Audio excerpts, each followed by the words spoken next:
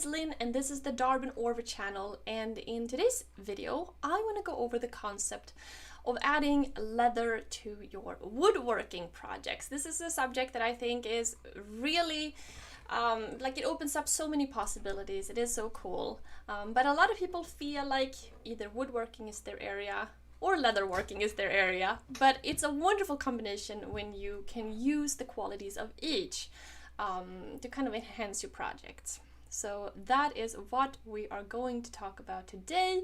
As always, I have the super chat enabled if you want to basically buy me a cup of coffee, encourage these live streams and keep me going doing this. I love doing this, it's so much fun. And I have a lot of stuff to cover today. I have quite the assortment of stuff that I want to go over. And so yeah, let's get into it.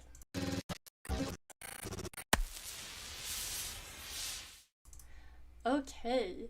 So I hope, whoops, let's see, I'm getting my multiple windows open here. I just wanted to check everything going now. Okay, make sure all my, make sure all the technology is working, right? I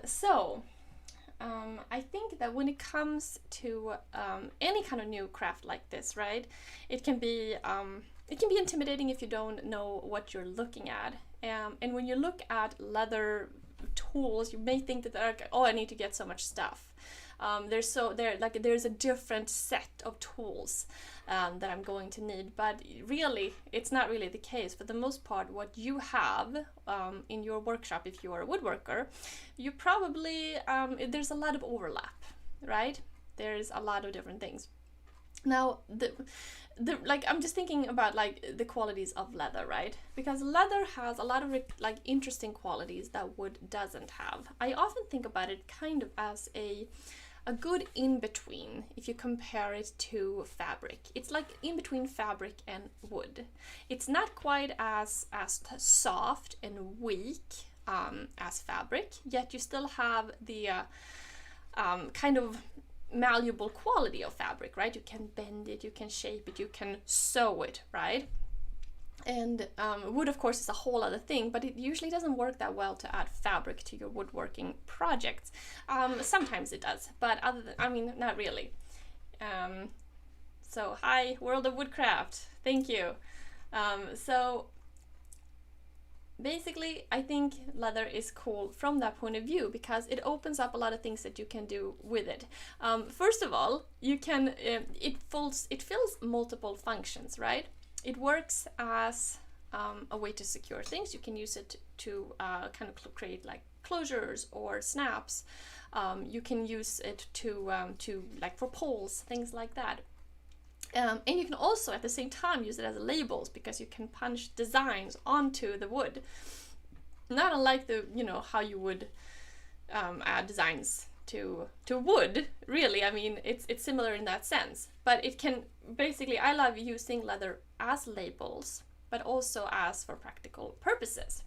But the main point of it is that it is so lightweight and that you can shape it in different ways, right? So what is there, first of all, to kind of think about when it comes to leather, right? Hi, Thomas. Well, first of all, there are the world of leather. If you're not familiar with the world of leather, it can seem intimidating, especially if you walk into a leather store and you walk in, there's tons of hides, you don't know what you're looking at. It's just like one big one big ocean of leather. Hi, you Love Fist. First time I've seen you live. This is actually my 4th live. I've been playing around with this. I'm trying to perfect this concept. So please let me know how I'm doing. All of that. I'm trying to figure this stuff out. So, of course, when you talk, you lose your train of thought, and that's just the way it goes. You just kind of have to go with it, right? I was talking about how confusing it can be with leather, but of course it's the same thing if you if you're getting into woodworking and you walk into a lumber lumber store and you don't know what you're looking at. But primarily, when you think about leather, there are 2 major types of leather. There's chrome tanned and veg tanned leather, and chrome tanned is what you're going to see primarily in like leather objects. If you buy a leather jacket, if you have a leathered upholstery, it's all gonna be colored, chromed in like, it's a way that they tan it, it's a way that they treat the leather. Then you have veg tanned leather. And veg tanned leather is not treated in the same way. It is kind of a natural, like it's the blank canvas, right? So it's yours to do with what you want with it. You can stamp it, you can add designs to it. Now chrome tanned leather doesn't do well with stamping and adding designs. You can do it to some degree, but it's not really that great. Whereas veg tanned leather is much more like, you can do a lot more with it, and you can also like stain it any other color that you like. You can finish it in different ways. It has a different feel. So there's two main differences right there. Then of course you have weight. Weight will basically how thick it is, and this is usually sold in ounces, and so you have like 3 to 4 ounce, like 2 to 3 ounce, 3 to 4 ounce, 5 to 6 ounce, and the lesser 2 to 3 ounces is really thin, 6 to 8 ounces is really thick. And super thin leather is great for some things. If you want to do bookbinding and use it for a book cover, if you want to do furniture upholstery, thin leather is great. Then you have, like, on the other hand, you have really, really thick leather. If you're gonna get into, you know, making soles for shoes, that's what the leather you want to use. But for the majority, what you are looking to pick up is something in the middle, right? Nothing too thin, nothing too thick. 3, 4 ounces, that kind of thing. Now I really think if you have the option, it's great to go to a store so you can actually check, get a feel for things. You have a project in mind and you want to, it's good to feel things. I mean, leather, that's the other thing. Like, people are gonna say, okay, this is an expensive hobby to get into. And I guess the thing is, like, anything can be expensive, right? You walk in and you buy some walnut for a cabinet, well, that's gonna cost you a lot of money too. A hide of leather is not cheap, and there's different qualities of it, and you can definitely tell the difference in quality. You can, some of it has almost like a paper feel. It has really like a weird feel, the really low grade stuff. And then there's some really nice stuff, and then there's the in-between stuff, right? Kind of like all things. Hi Liz, thank you, and hi Mad, hi Theon Works, hi Jonathan. Love to see these faces, really great. The thing is though, if you're just getting started into leatherwork, I would not run out and spend like a ton of money. I would go into the scrap bin, although it can be hard to find veg tan leather in the scrap bin, but like at a leather supply store. Of course, there are lots of different other options. If you are like, leather is great from the point of view that you can use it. A small amount goes a really long way, especially when you add it to like wood or something like that. So you don't always necessarily need a huge amount unless you are doing something more substantial. I have a couple projects here I want to go over later. Some which require more than others. Some you basically need nothing. And Love History says exotic timber is insane. Yes, exactly. If you go out and you want to get some purple heart for a box, I mean, you're going to spend a fair amount of money. So it's all a matter of perspective. If you go out and, you know, are willing to spend $100, $200, you can get a decent, like a really nice piece, like a large piece of leather. And you know, you can do a lot of stuff with that. A piece, like a hide of leather, goes a really long way. But, of course, you don't need to use a hide of leather for small things. You can use an old jacket, an old bag. You can find things at antique stores. You can use an old belt. There's, like, you can even go to, like, an upholstery store and ask if you can buy some scraps, because they probably have a ton of scraps that they want to get rid of. So there's lots of like options to get started, because when you first get started, the first thing you want to do is just practice the basics, right? And what is the basics? It's basically it's cutting and it's fitting pieces together, right? That's what the basics are all about. It's the same no matter what, like if it's wood, if it's leather, if it's fabric, you want to cut your pieces and you want to fit them together somehow, right? So that's really like the things to think about, right? Yes. So those are kind of like the tools And I'm coming from this, from leatherworking, from a rather utilitarian point of view. There's going to be lots of people on YouTube who are like really, really great at leatherworking. I look at it as a great addition to my project, something that I want to have a good understanding of. I want to play with it. I want to try it out. I'm not a master at it at all. I want to have a good handle of the sewing and the cutting and the treating and all of that. But you know, specific detail work is really not my thing, and that's kind of true.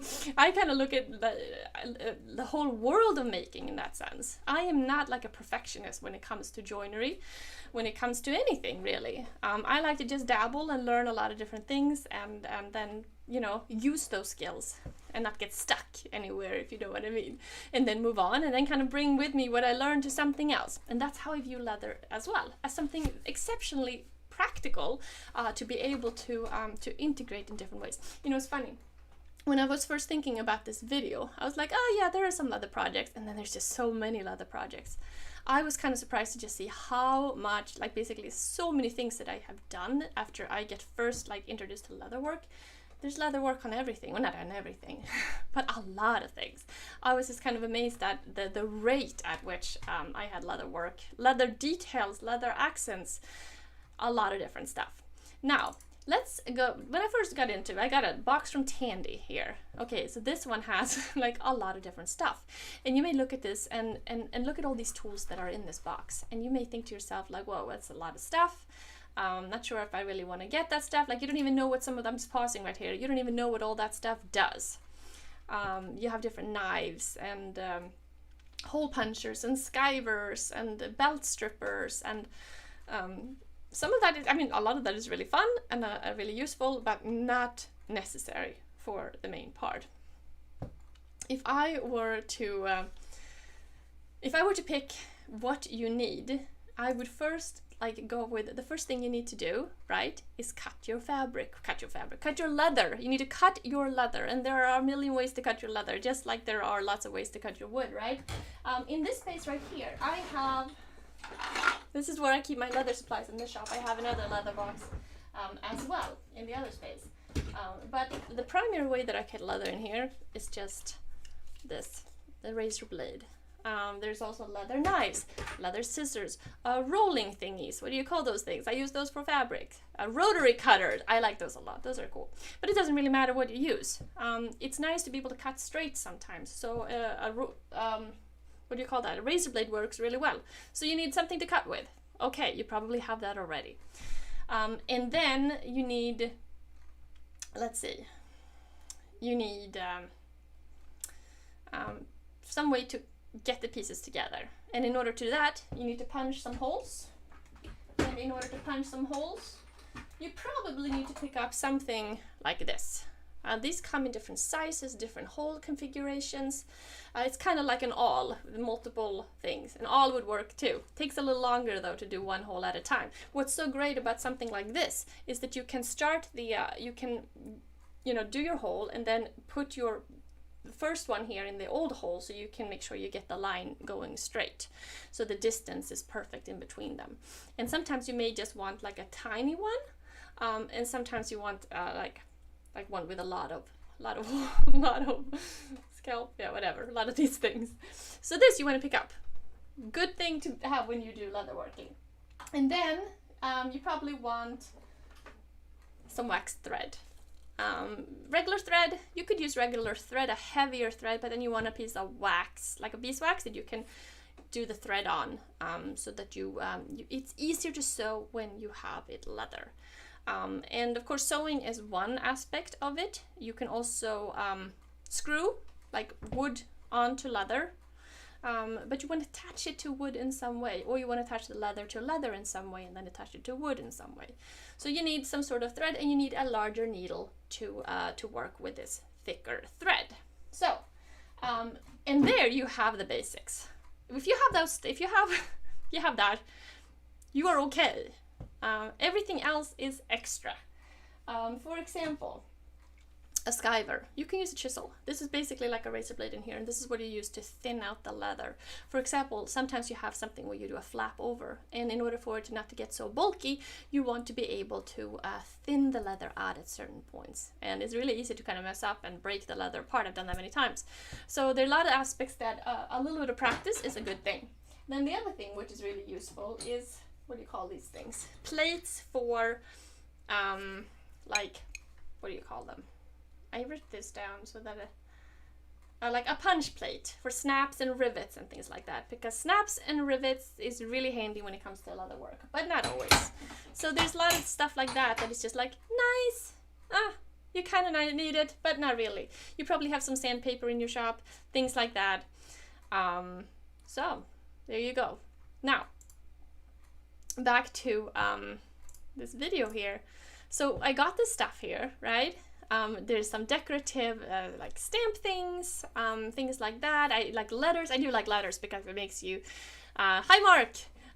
It makes it possible to create like signs, stamps, just like it would.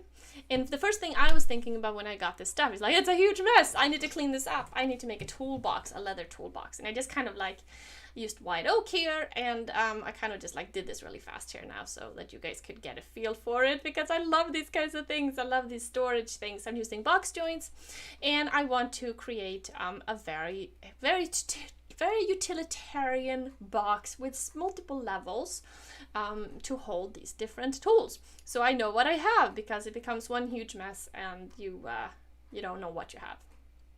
So that was kind of the idea here behind this leather toolbox, to organize all of that stuff, and it's been great. Traveled with this thing all over and has multiple levels. Of course, the thing is, when you first get like tools like this, okay, so because this is like a kit that I got, and you think that, hey, I'm gonna use all this stuff. The fact is, no. You're gonna use like, a couple of things in that box, like a lot, and most things you might try out once or twice and never use again. But that's just the way it goes, right? That's why I'm saying you don't really need to run out and buy like a huge kit when it comes to leather working. You just need some leather, you need a way to cut, you need a way to punch, and you need a way to sew, and there you go.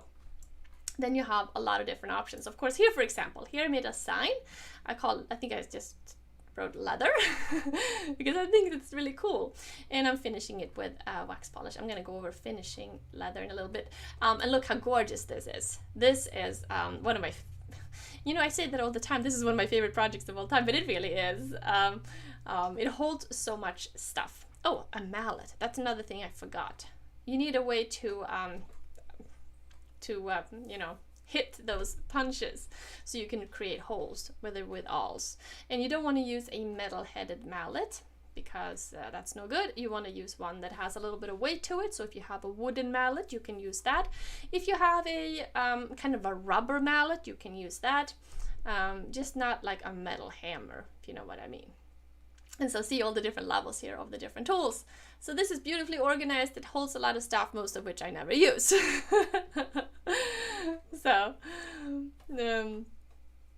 So anyway, and I also have some scrap stuff, and I have some zippers and a whole bunch of snaps and things like that. The zippers are great for some things, but for the most part I never really use it unless it's like a bag or something like that. Zippers are great though.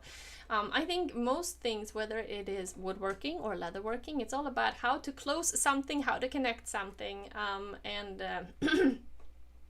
here you can see some cool shots of this project. This is such a cool project.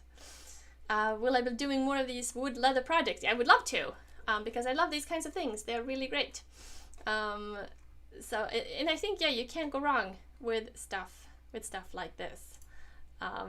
So yeah, it's really cool from that point of view. Contact cement, yes. So in terms of tools that you need then to get started with leatherworking is like those things that I said, but then another thing that you need to get into is glue. Because when you connect things together, glue is really nice, and you can't just use any glue. You need contact cement, rubber cement, that kind of thing. And in woodworking, like the woodworking world, you have two primary options. You have oil-based or you have water-based. I started out using oil-based. The thing about oil-based, even though it is pretty very effective. It really smells. It is a horrible smell. You really want to do it outside. So I have kind of moved away from the more potent glues, and now I really just use water-based contact cement.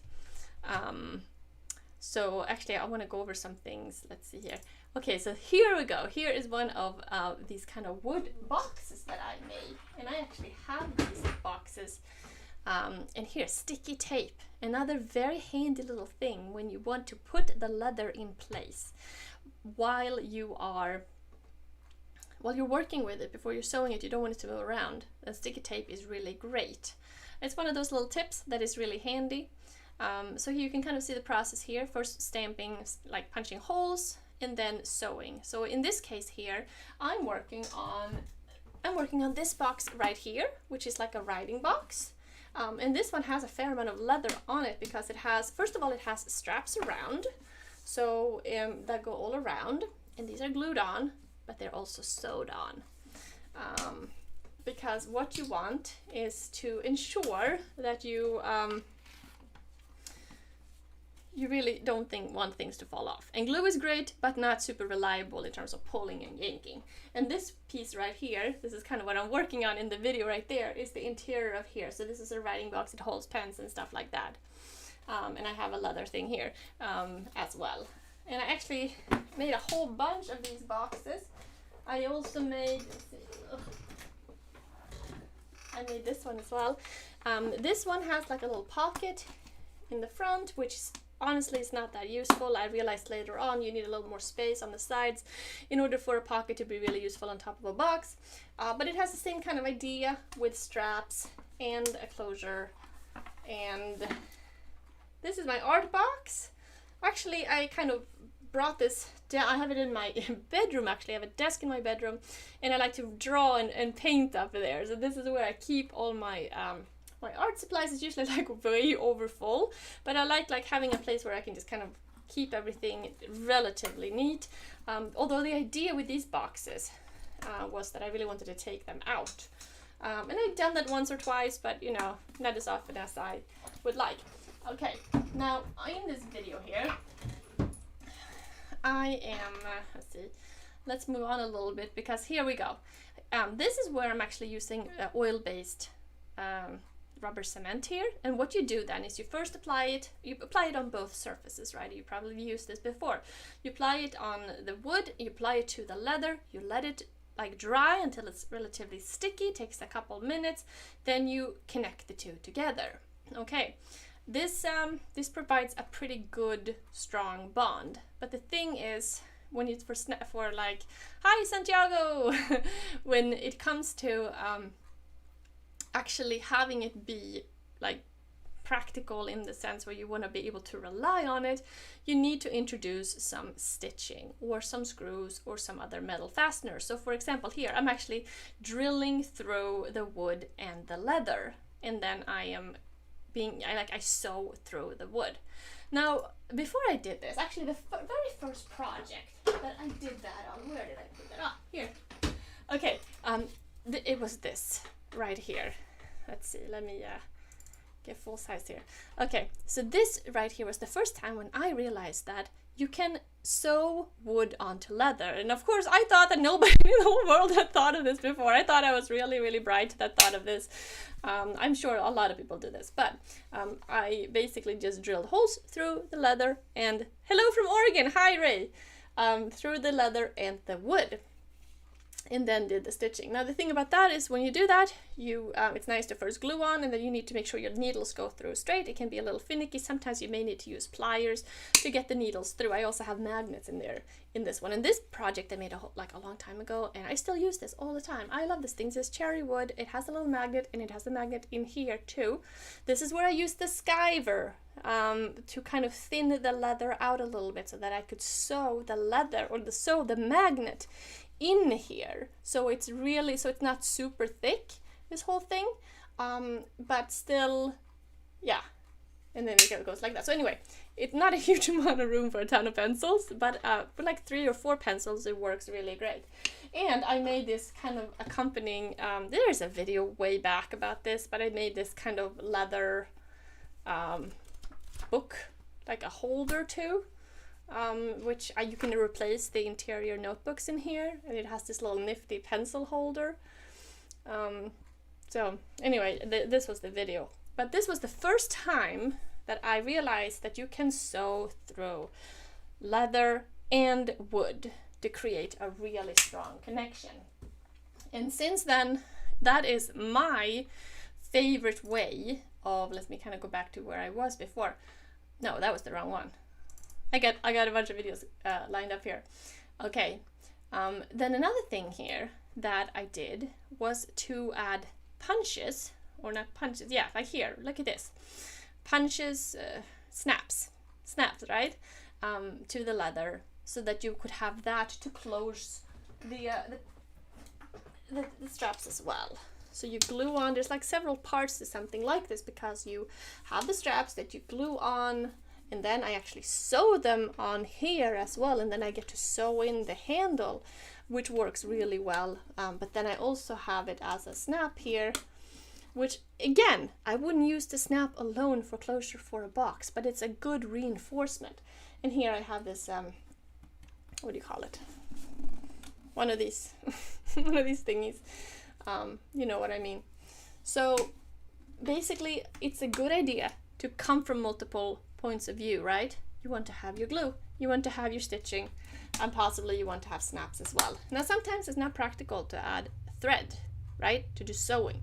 Sometimes it's a better idea to drill through and connect with metal, to connect with screws, right? Let's see, where do I have that? Oh, actually, oh, here. For example, one of my favorite things to use, I love when people tell me like the words for things, but it's like a delay, so it's like 30 seconds later, so I'm on to something else by the time I get, like, somebody tells me the word I was looking for. Okay, this right here is, I think, is an excellent example of a little leather accent. So I was working on a side table. I made like a little MDF cabinet underneath. It has these, legs, and I wanted a nice pull. I didn't want a knob. I've really been moving away from metal knobs lately. I'm not a huge fan of those. So here you can see I use a skiver here to kind of thin the leather a little bit, and then you fold it over, and you've probably seen these leather holders for furniture, for drawers. I mean, they're everywhere. Pretty expensive if you buy them out. You can make them yourself, and basically you just kind of fold this over, you punch a hole, and then you secure it with a screw. This was a rather, one of those fancy brass screws. I love those. And it just kind of creates this, see how nice that looks? Like a nice little detail, very practical. Nice when you bump against it, you're not going to get caught or anything. So I really just like the idea of something like this. So, and you can see here it's not connected. You could have sewn if you wanted to, but it works just as well to connect this with metal. And then of course having that, I'm losing my words. What do you call it? Nut on the other side. You definitely want to have connected from two sides, otherwise, it's not going to work. But that's true with any material. Yeah, I think oftentimes people have this kind of idea that it's very different to work in a different material, but it's not, right? It's the same principles that apply no matter what you're doing. So you think about, okay, how can I add leather to my woodworking projects or my projects or whatever it is you're doing? Because I think, okay, leather is a really cool material to use on its own, right? I mean, on its own, you can create things like, books, or you can actually, if you're into bookbinding, for example, I like to actually use thin leather. This is quite thin leather. You don't want to use thick leather when you are creating a bookbinding thing. This is just a notebook, and I had some scrap thin leather. This is what I use for that. Love this thing, and I personally love when the leather is a little bit like somebody else would be like, it's not like perfect. That's what I like. I like when there's a little bit of character, and there could be like little marks on it. I don't mind that at all. as long as it's like structurally sound. Sometimes you come across pieces and they're quite the difference in thickness and one part is almost falling off. You know, that's not good. It has to be like viable, right? It has to work right. So leather, oh, while I'm talking about the subject of just leather, let me show you my biggest leather project to date. It was this backpack. So I made this backpack, yeah, a couple years ago now, and it actually, I learned so much about leatherworking making this backpack. It's rather ambitious in the sense that it uses a lot of leather, and I realized once I started working on this that the leather that I was using was probably a little bit on the thick side. On the one hand, you don't want too thin leather when you're doing something like this because it becomes too flimsy, right? So you want a little structure, but at the same time, the weight of this bag is substantial. It's not like one of those lightweight bags that, you know, weigh nothing in modern materials. It is relatively heavy, and there was like a ton of stitching. I use this bag though from time to time. I really like it. I have a bunch of different, like, what do you call these things? You know, patches and things like that. I want to add some more patches on it. And this is kind of the bag that if we're going hiking or something and I just want to bring like a sandwich and a bottle of water, some snacks, that kind of thing, or a camera, this is the bag that I bring. It's my adventure bag and I like it. Okay, so this was just leather. But what if you want to... The idea of combining wood and leather, right? Very appealing, very appealing. So it could be something like these boxes that I mentioned. Great for that, and snaps, closure, stuff like that. But then you can also, there is, okay, I have, let me go here, for example. Okay, this actually I just made a video about this. I made this six years ago, something like that, and I'm gonna I made a video that's gonna go out tomorrow about this project because this is one of my favorite projects of all time. Which also, you know, I say that a lot, but I really, really, really love this project for so many reasons. Okay, so this is a tool tote, and you've probably seen tool totes from the like wooden tool totes or fabric tool totes. You can find them at like the home improvement store, right? In nylon, you know, fabric, and you can actually build wooden ones. And the wooden ones are practical, but also kind of clunky, kind of heavy. Can't fit that much in them. And this one right here, I don't sell anything. I get that question a lot. So I prefer to just make new stuff and share it with people. That's what I really, that's what I love doing. So this one right here has actually 2 pieces of leather. And I actually have a bit of that video here too. Let's see, tote. So this I made like a while ago, and you can see I'm cutting up the leather here. And it has the oak sides.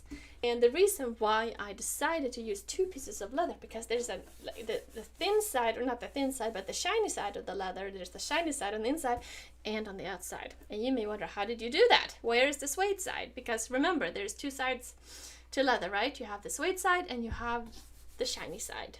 And I started dyeing the shiny side, and I was gonna dye the suede side. Did not work out very well, as you can see in this video right here.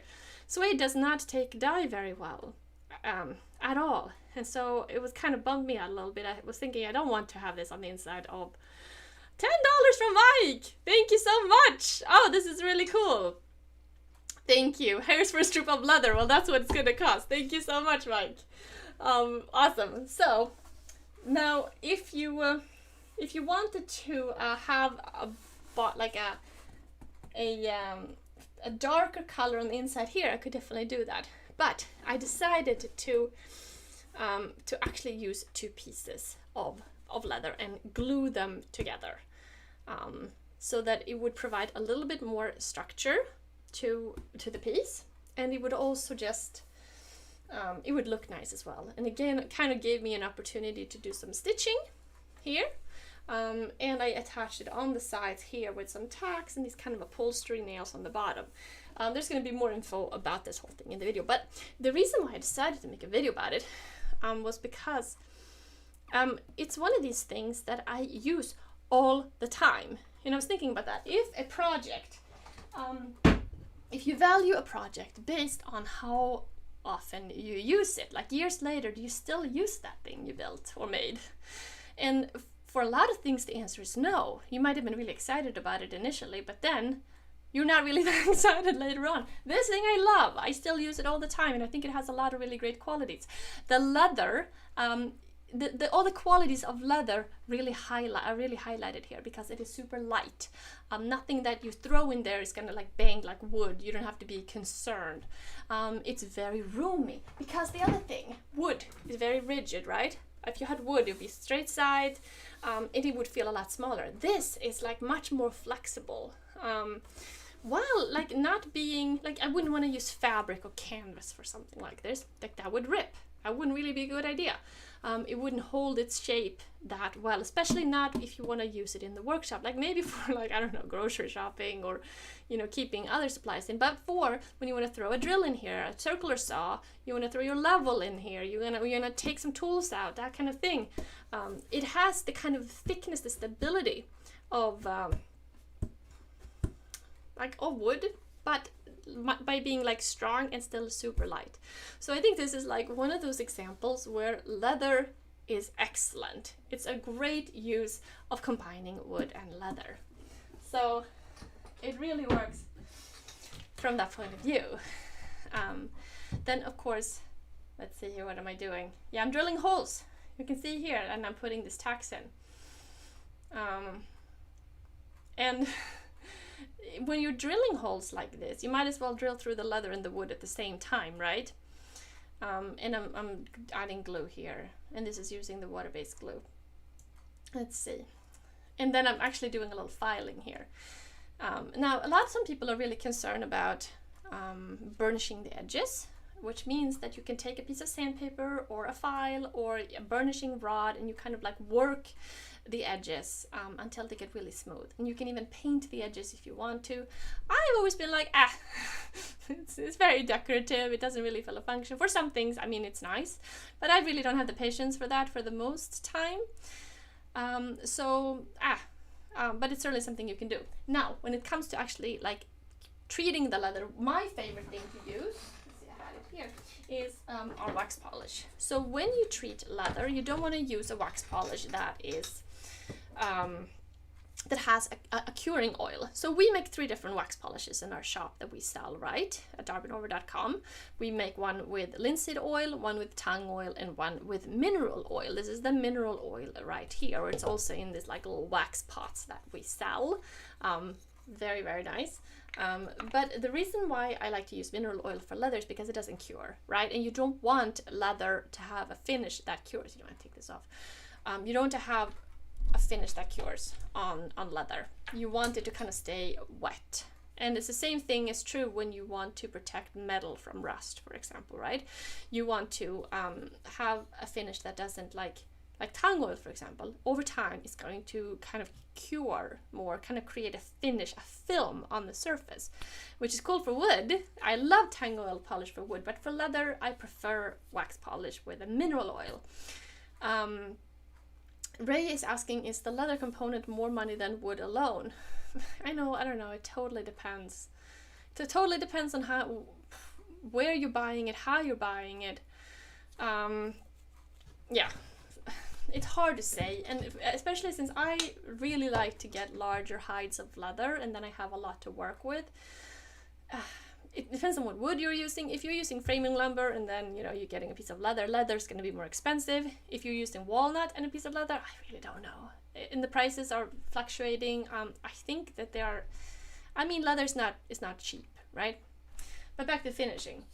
You can treat the leather with wax polish with mineral oil, and you can treat wood. So when I'm doing a project that involves both wood and leather, this is what I use, because I can do it all in one fellow swoop. I don't have to finish the wood with one finish and the leather with another finish, just like for this project right here. So you can see I'm using this for the leather, so it gives the veg tan here a darker color, because it's like an oil, right? It absorbs it. It's wax and oil, so it just kind of gives more protection. And you definitely want to treat your leather. You don't want it to become brittle. You want to add that slightly like richness to it, like waterproofs it slightly, and then the wood, of course, as well. Now, ideally, it's a good idea to wax and oil doesn't stay forever, right? So you want to retreat it every now and then. The same thing if you have leather shoes, right? You don't want to, like, ideally, in an ideal world, you treat, you know, you add your shoe polish or whatever. And on your kitchen spoons as well. I was just finishing my kitchen spoons and cutting boards the other day. And every time I do, I'm like, whoa, I probably shouldn't have left this long. I should do this a little more frequently. You know, maintenance is always a thing, no matter what it is, right? Every single subject, whatever, when you're driving a car, nothing. Okay, that was the end of that video. So anyway, that's how I like to finish my leather. There are also other kind of leather finishing products you can buy, leather treatment, conditioners, that kind of thing. Some of them are a little bit like more oily, like loose. You can almost pour them out. In the end, I think they all work kind of similar. They all kind of add kind of oil and sometimes wax to the leather and creates this kind of darker finish. So there's lots of options there. Now, another project I want to go over real quick, because a lot of the leather stuff that I'm talking about here is rather kind of a side thing where it's nice, not super necessary though. Here, I'm making bellows. Do you know bellows? Okay, bellows is where you have a fire and you need to get more oxygen into the fire to get the fire going. So you know, sometimes you can see it in old movies and things like that. By the fireplace, they have one of these weird things, and they go there and they pump the air in. Well, I thought it would be really cool to make my own bellows. And you need fabric, something to kind of capture the air. And for that, I am using, so this is chrome. This is like an oil leather. See how it is a different kind of look color? It has a different feel to it as well. Very, very nice leather. And so I have oak there for the handles. And I think this is like a really cool example of a very, very practical use of leather where it fills a direct function, you know? So let's move on a little bit. But basically I create like a little pocket on the inside because I was doing some tests and seeing like what's gonna work. And then it was kind of tricky, this project, let me tell you. I thought it was going to be easier, and then I'm adding this contact cement to do a lot of, again, adding glue first, but you can't rely on glue. Glue is not going to work. So, where it's going to work, but it's going to also, the possibility of ripping off, you know. So adding a whole bunch of tacks, or upholstery tacks, upholstery nails, whatever you want to call them. Actually, the same things that I'm added to the tool tote underneath. A lot of this, you know, you order supplies and you use the same thing for a lot of different things. So, and then there's a pipe here, metal pipe in the front for where the air will blow out. So it was all about kind of creating this tight little pouch, leather pouch connected to the wood. And I just thought this was kind of a cool project that really incorporated leather in a very practical and not like decorative sense. Because yes, you do add a pocket to a box. Kind of cool. Is it necessary? No, not really. But for this project, the leather part is essential for it to actually work right. So let's see, if you're interested in this for real, there's like a video way back. So here I'm adding some more wax polish with steel wool, which is my favorite way to add wax polish. And here you can kind of see I'm just blowing out the sawdust, and it really works. It works really well. And we still use that thing years later. Again, the key of a good project, something that you keep around for years, that you use. Look how beautiful it is. It works really great. It was kind of a little bit of a head squeeze to figure out how to do it, how to get it to actually work. I'd never actually heard of anybody doing that before, but it turned out really good. Kind of cool. And so, then, another thing that leather obviously is really good for is just holding things. And when you have a workshop, you obviously have tools, right? So I like to use leather for, like here you can see on this piece right here, this is the tool, rolling tool cart behind me, and I have several leather accents on here.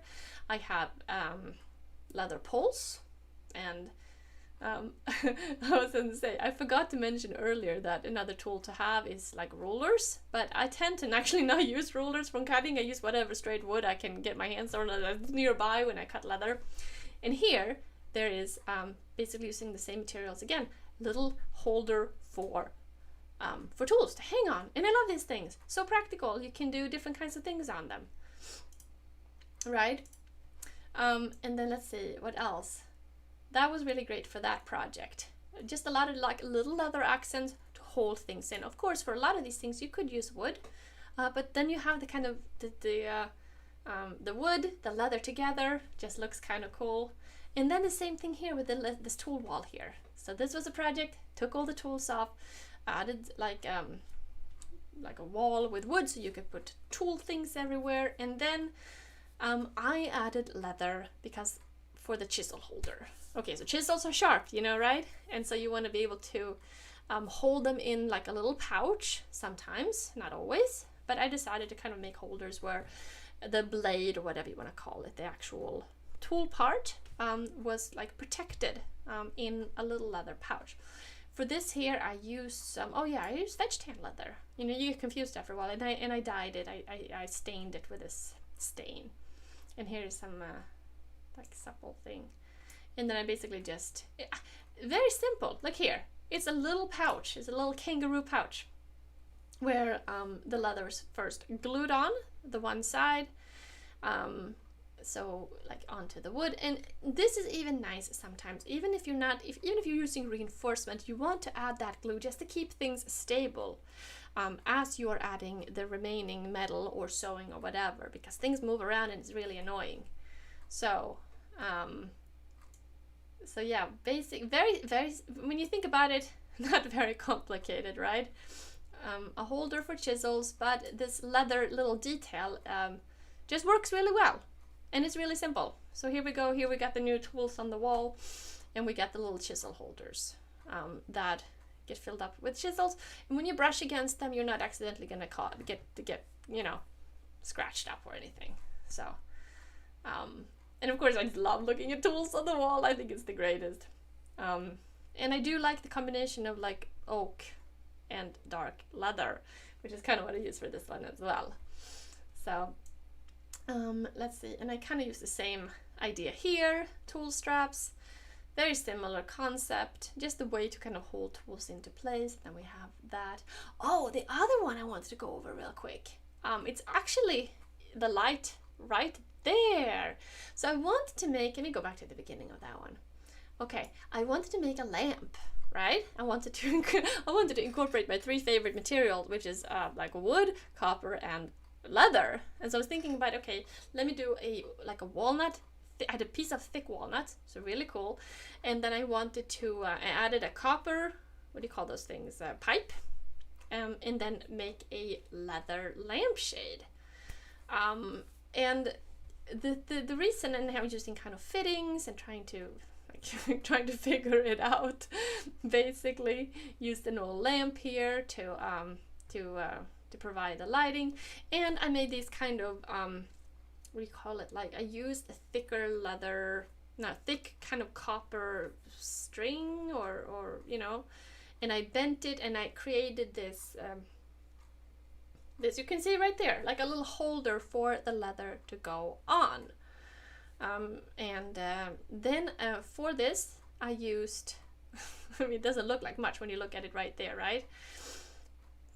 But then I added a piece, here it's just a test. Again, always a good idea to do a test, right? Piece of paper or whatever, to kind of get a sense for how you need to get things done. So this couldn't be simpler, right? It's a piece of leather that's, I'm gonna stitch it together here now. Yeah, I'll come. So I glued the sides together first. Again, to hold it in place, I put a piece of wood under there so that I could do holes that go through without going through to the other side. And then I did stitching. Of course, when it comes to stitching leather, there's saddle stitch, right? You can look that up. It's basically a way to have you put a needle on both sides of the thread and you go through, and it's a stronger stitching than if you do just individual stitches.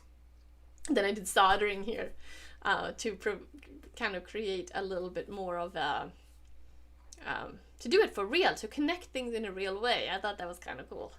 I thought that was really cool, actually. But the thing is, this lamp, I'm still using it. I'm still using it, and it's been a really great project. And let me kind of just go towards the back here, doing the electronics and getting everything together, and getting the lampshade, and I just kind of sewed it on. And here I wanted to keep the leather neutral, right? I did not want to have a dark color or anything like that, because I thought with the copper and the walnut it was cool the way it was. So just a nice, I don't know, I really love that thing. And I like that you can see the stitching. I like to see stitching, because I like to see how something is, you know, made. I like it, you know, when you see the wood joinery as well, just like I like to see the stitching on the leather. So look at that, beautiful, right? Great use of a little bit of leather, like a nice little accent, not overpowering, doesn't require a whole lot. So now I did want to go over one other thing. What if you just want to like you would just have a tiny bit of leather? This was if anybody can guess what this is, I'll be surprised. Okay, so this was something that I made. It fills a real function. This is a problem, and this is the solution to a problem, right? And it's basically a piece of wood, and it has like a little, basically I'm creating 2 little pockets on a piece of wood, and doing the same construction technique again. I mean, you see the same the same techniques reoccurring, right? This whole creating holes in the leather, and then stitching it together, right? And here I don't even think I used glue. Should have probably used some tape here. That would have been a better choice. This was not like anything I made a video out of. I do this all the time. I create little projects and then I don't film them. Or I film them, but then I don't think that they're substantial enough. It's like, oh, this is not big enough for a video. I have a lot of stuff like that going on. But you can see, this fills a function in the sense that I stamped. It says full and empty. So there's one that says full and one that says empty, so you have a sign and you have a pocket at the same time. That's attached to the wood. Oh, and you can see I put little nails there to kind of hold the things in place, because I drilled holes into the wood. So that way I can create the shape that I want to do.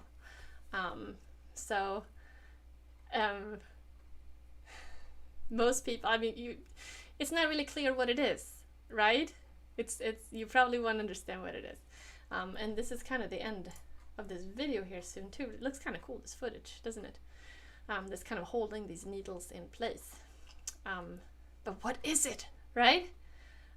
Well, I have it right here. And that's kind of like, yeah, I just kind of continue that. So this is what it is. So basically it sits like this. And let me just see if I have one next one to show you. Okay, so this is something for photographers and people who create videos and always get confused about whether their SD cards are full or empty. So I made this to have on your desk. So you have an SD card and you can't remember, did I empty this one? Is it a clean one? Do I need to get to it? So it's a little pocket where you put your SD card on your desk in the full or the empty slot. I thought it was ingenious. I thought it was the coolest thing. But I just wanted to use it as an example of something exceptionally simple. There's nothing much to it. It's 2 pieces of wood. This is a piece of oak. This was like a tropical piece of wood. I don't know. It's just from the scrap bin. And then piece of leather, just stitched together to hold something. I think this is one of those things that you didn't realize you needed, but now you do. That's how I think about that. Of course, the world of leather is kind of big, right? And there are a lot of different other things you can do, right? You can, for example, mold leather. You can wet mold it. I haven't played around with that too much, but a while ago I made this kind of cap for this camera. And initially I had this idea that I would be able to mold it and have it be completely. That didn't really happen, but yeah, you can kind of see that this has a bit of a molding action going here. So this is just like this Pentax right here. It's kind of annoying because the battery on it, the lights meter, will run out if this is not blocked, if the lens is not blocked. I have run out a lot of batteries because I don't have a cap for the lens, so I needed a cap for the lens. But for this here, I basically just did added stitching, because what I first had planned was, I thought this was going to work just making a molded kind of round around the lens. It didn't actually happen, so I added a piece, and sometimes that's just what you have to do. But I love the idea of molding leather, and basically what you do in that sense is you wet the leather like with a spray bottle or a damp cloth. You put it in a Ziploc bag for a couple hours or overnight, and then you create a mold, right? 2 molds, or where you add it and then you have something on top of it and you screw it down and you get this shape and you let it sit, and it works surprisingly well. It's really cool. It's really something that I want to play with a lot more than I really have. So yeah. Let me just kind of go over, see if I missed any questions. I was trying to kind of catch things as they were going. Well, Tonework says, I do some woodworking and my wife has started into leatherworking. Some of you saw some of your ideas on Instagram. Very cool. Something like that we want to try. It kind of makes me think about one of the reasons why I like leatherworking is because it is a really great thing to get into if you don't necessarily have like a big workspace. Like woodworking, for example, requires a lot of tools. Depends on what kind of woodworking, but once you get into woodworking, you want a table saw and a joiner and a bandsaw, and there's a lot of space, a lot of dust, a lot of tools. You can get away with doing leatherwork in a really small space. Inside, it's not dusty. Can get a little loud at times with the banging, that's about it. But it's a really great small space hobby that you can learn some skills, you can integrate them into different kinds of things. I have also done like other bags and things like that, fabric bags where I like to add leather, like snaps and things like that. It's like it's an everywhere. Pyrography works well for me on leather. I've never tried that. I assume you mean the patterns you can create like with fire. It's kind of cool. Galaloop says that Tandy Leather also sells smaller pieces of leather and tools to start out with, US and also European based. Yeah, that's cool. I mean, because when you first start out, I think the most important thing when you start out is that you don't want to, you want to practice, right? You want to practice doing your stitching and your sewing, because you don't want to tackle a big project and then not like really know, like have never done it, because it's not going to look that great. So you don't want to mess up your expensive leather. So to get stuff in the scrap bin, get odd pieces, odd shapes, and then just kind of create little tiny wallets, sew things together, do some stitching, do some sewing together, because there's really not much to it other than those things, right? You have the stitching, and you would just want to make sure the stitching is kind of clean and straight and not too wonky and all over the place. Can we see? Hello from Oregon. Hi, Ray. Let's see what else. Ready to try straps and hinges on small boxes. Screws versus rivets. Well, rivets, I kind of don't like rivets because I feel like they mess up and they're hard to get just right. So I always, if I have the option, I would kind of go with screws. Yeah. Let's see. Hello from Deep River, Ontario, Canada. Hi, love your content. Thank you so much. Yeah, this has been really kind of cool. I'm just kind of going over my list. I was thinking about another thing is when I talk about leatherworking, I talk about the practical side of it for the most part. I talk about, or I think about it in that sense, that more like how do you put the pieces together, right? How do you cut them? How do you connect them? And that's like the fundamentals of it.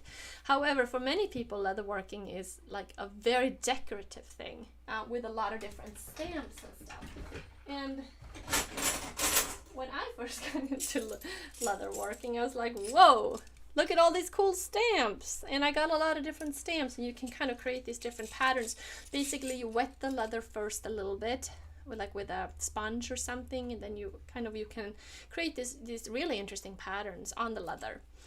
And I got a whole bunch of these, but I never used them.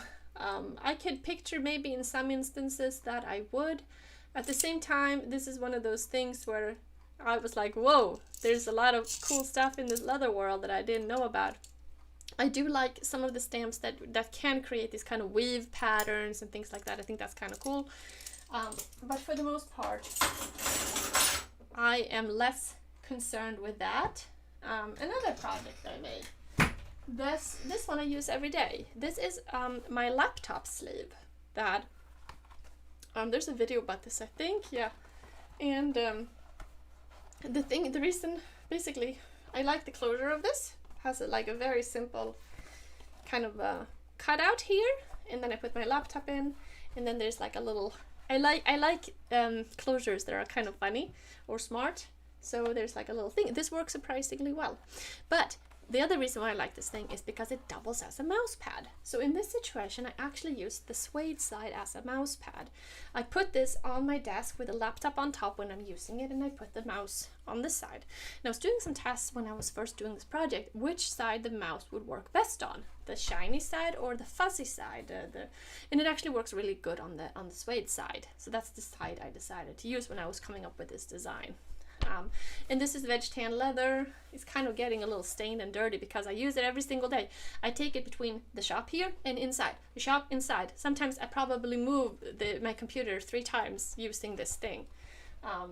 And in that situation, leather is really nice. There was a time in my life when I was making a lot of like laptop sleeves and stuff in fabric. I do a lot of sewing as well as woodworking. I really like sewing, but sewing and fabric has a lot of limitations when it comes to practical applications.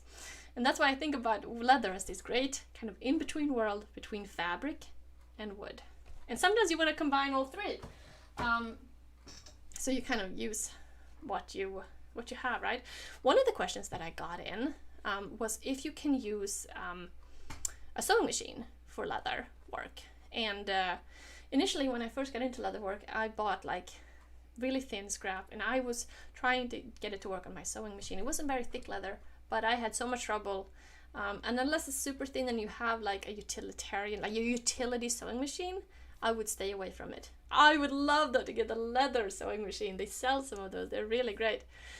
Not really that practical though, unless you do a lot of sewing on leather. But yeah, we are coming up on an hour. This was fun.